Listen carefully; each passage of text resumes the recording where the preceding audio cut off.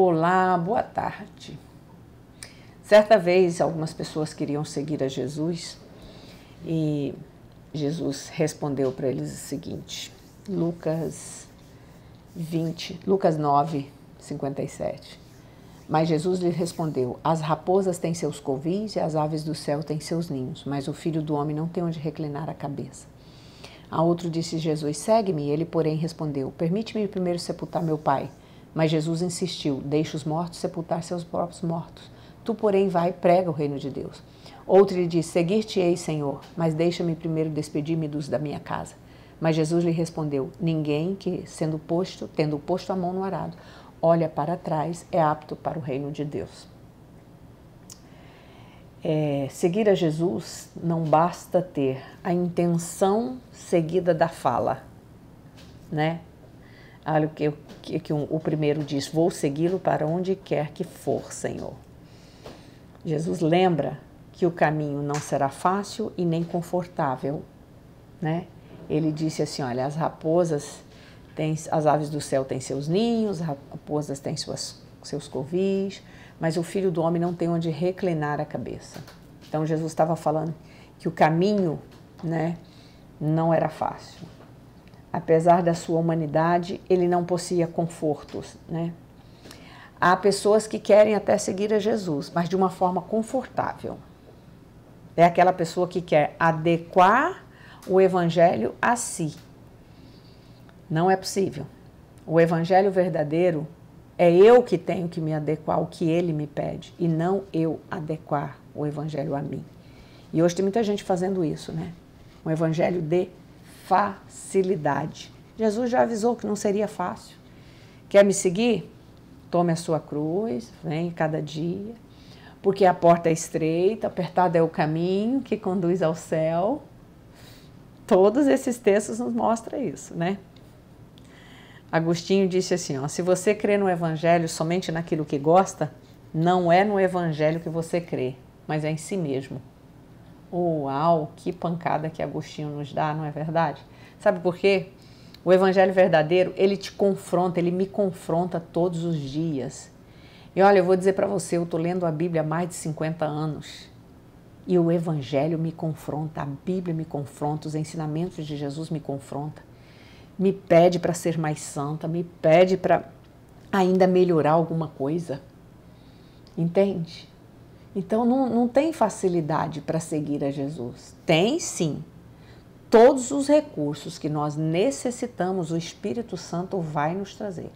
O fruto do Espírito, a comunhão, a paz, né? a presença de Jesus conosco, a resposta das orações. Tudo isso nós temos no reino. Mas seguir a Jesus é um firme propósito de desafiar o mundo e desafiar o sistema, né?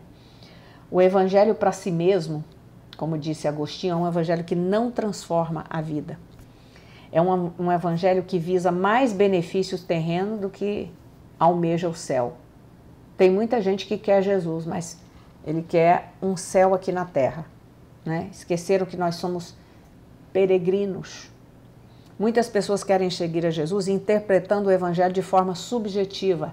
Eu acho que é assim. Eu compreendo que seja assim. Não. A compreensão, ela já foi deixada, ela já foi, a revelação da palavra já foi dada, a interpretação da palavra segue determinados passos para não haver erro na interpretação. Então, não é subjetiva a interpretação da palavra, nem do evangelho. É de acordo com aquilo que ele falou, que ele deixou para nós, né? Faz sermões que agradam os ouvidos, enche o ego das pessoas. Esse é um evangelho, né? Que não muda, que não transforma. Potencializa o amor de Deus e diminui a justiça. Amor, justiça, santidade de Deus, olha, são atributos que estão no mesmo nível. E eles caminham conosco, e Deus nos libera eles na mesma proporção. Ele disse, sede santos, porque eu sou santo. É uma ordem, o verbo sede está no imperativo, é ordem de Deus, né? Então Jesus desafiou esses aqui que disseram que queria segui-lo, né? Não basta entusiasmo. Entusiasmo somente Você ter a sua emoção mexida. Eu vejo muitas pessoas que a emoção dela fica mexida quando ela ouve Jesus, quando ouve a palavra, quando ouve um testemunho, mas isso não basta, ainda não é arrependimento e conversão. Arrependimento é você reconhecer, eu sou pecador, eu peco nessa área, eu preciso de Jesus, eu me arrependo e eu volto para um outro caminho, na direção oposta do que eu estava indo. Isso é evangelho, isso é arrependimento. Muitos ouviam Jesus e se impressionavam com o que ele falava. Nossa, esse homem fala, ele atrai nossa atenção, ele tem sabedoria como ninguém tem. Mas isso não era suficiente, porque Jesus disse, olha, Paulo disse, João Batista disse, arrependei-vos e convertei-vos para que sejam apagados os vossos pecados e venham assim os tempos do refrigério para a presença do Senhor. Tempo de refrigério, nós estamos precisando de refrigério. Mas sabe o que traz refrigério para a alma? Conversão e arrependimento. Nós temos hoje um evangelho de crentes entusiasmados. Crentes que pulam, que dançam, que são apaixonados por Jesus, que escrevem chavões nas camisas e nos carros, tatuam o nome de Jesus no corpo, mas sabem pouco sobre a verdadeira conversão. Se você tatuou, mas realmente você entregou seu coração, ok, eu vou compreender. Amém por isso. Se você põe um adesivo no carro, mas dentro do carro as suas atitudes são de um homem convertido, uma mulher convertida, ok, tá tudo bem. Mas o que há muitas vezes é uma inversão dessas posturas e desses comportamentos. Um evangelho do entusiasmo. É claro que quando nós recebemos a presença do Espírito Santo, a gente dá vontade de pular, de dançar, de cantar, de adorar, mas não basta entusiasmo. Entusiasmo não é conversão, não é arrependimento. Arrependimento e conversão é uma profunda transformação de vida, reconhecendo quem eu era e quem eu preciso ser, né?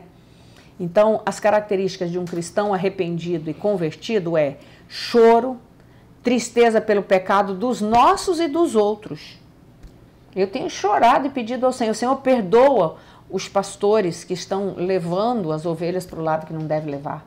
Perdoa os pastores que estão banalizando a tua palavra, que estão pregando o evangelho de facilidade, não de arrependimento e de transformação, né?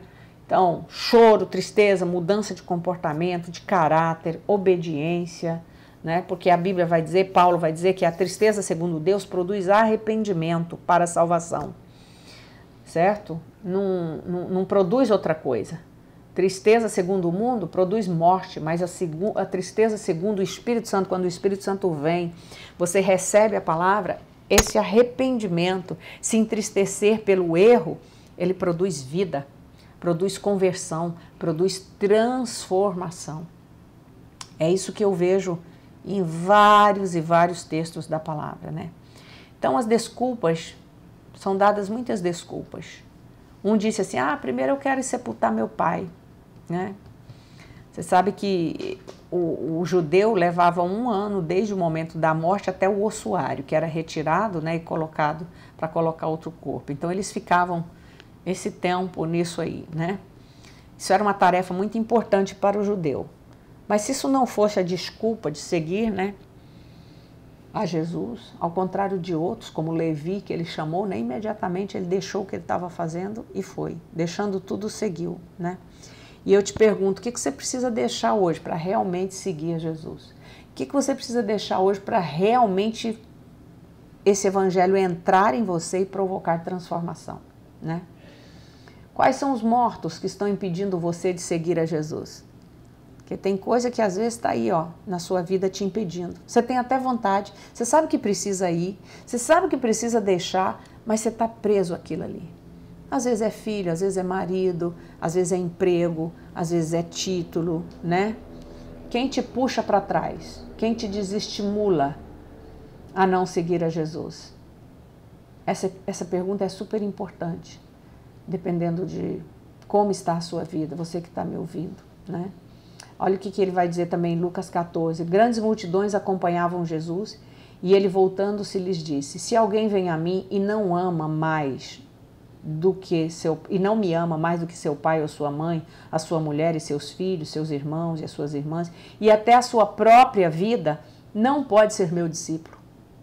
Quando você tem um evangelho que se adapta a você ou você quer adaptá-lo a você, você não ama Jesus. Você ama a sua própria vida. Um evangelho que não provoca transformação, que não me confronta, ele não é um evangelho autêntico. Sabe? Ele não é o evangelho de Jesus.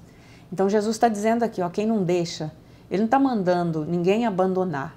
Mas se o fato de se relacionar com pai, com mãe, com irmã, com filho, com tudo, é impeditivo para seguir a Jesus, você tem que deixar isso para trás. Você tem que seguir a Jesus. Eu conheço pessoa que aceitou Jesus, o marido falou, você escolhe entre eu e Jesus. E ela disse assim, eu escolho Jesus. E ele foi embora. E ela ficou sozinha a vida inteira, não quis nem casar de novo. Ela realmente ficou com Jesus. Isso é importante você entender nesse chamamento. Não tem nada mais importante, não pode ter nada mais importante do que ele. Ele tem que ter a primazia, a prioridade. Outra coisa, para você que quer seguir a Jesus, a autonegação. Se alguém quer vir após mim, negue-se a si mesmo. Tome a sua cruz e siga-me. Pois quem quiser salvar a sua vida, perdê-la-á. E quem perder a vida por amor de mim, por minha causa, esse a achará. O que você precisa deixar hoje? Perder sua vontade própria, perder sua sabedoria própria, seus desejos egoístas. Às vezes não são nem desejos egoístas, mas são desejos que Deus não tem para você. É algo que Deus não tem para a sua vida. Então perca isso, negue a si mesmo. Outra coisa que ele vai dizer, quem põe a mão no arado e olha para trás não é apto para o reino dos céus. O que ele está dizendo com isso? Requer atenção exclusiva e contínua do lavrador. Quando nós olhamos para trás, quando nós ficamos com saudade do que passou, do que foi, do que era a nossa vida, nós perdemos o alvo. E quando nós olhamos para trás, nós corremos o risco de voltar ao antigo pecado. Então é por isso que ele diz, quem põe a mão nesse arado, nessa seara, só pode olhar para frente. Não pode olhar para trás. Você perde o alvo, você perde o lugar certo e você corre o risco de voltar para lá.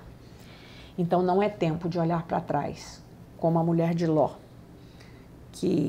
Por que a mulher de Ló olhou para trás quando os anjos estavam tirando eles de Sodoma e Gomorra com uma mão forte e poderosa? Porque aquela cidade seria destruída com fogo e enxofre por conta dos pecados que eram cometidos naquela cidade. E está até hoje. Só tem ali areia e pedra. Não tem nada, não nasce nada naquela terra. Por que a mulher de Ló olhou para trás? Porque o coração dela ainda estava lá em Sodoma e Gomorra, nas Campinas Verdes, nos bens, naquilo que Ló havia adquirido lá. Mas ali era um lugar que ia entrar sobre o juízo de Deus iminente. E quando Deus tira a família de Ló, era para eles irem sem olhar para trás. Quem olhou para trás, perdeu. Né? Então, não olhe para trás. Seguir a Jesus tem um preço. Não dê desculpa. Venha do jeito que você está e peça a Ele para te conduzir, te orientar. Deixa tudo que está te impedindo de seguir a Jesus. Porque é mais importante você perder algumas coisas aqui, seguindo Jesus, porque você vai ganhar a verdadeira vida, vai ganhar a vida eterna. Vale a pena seguir a Jesus, nunca me arrependo de tudo que eu fiz, tudo que eu deixei, tudo que eu tenho deixado. Não é porque eu já sou cristã há muito tempo que eu não tenho que deixar. Sim, muitas coisas eu ainda tenho que deixar. Muitas vontades próprias. Muita comodidade que às vezes eu queria ter, eu não tenho.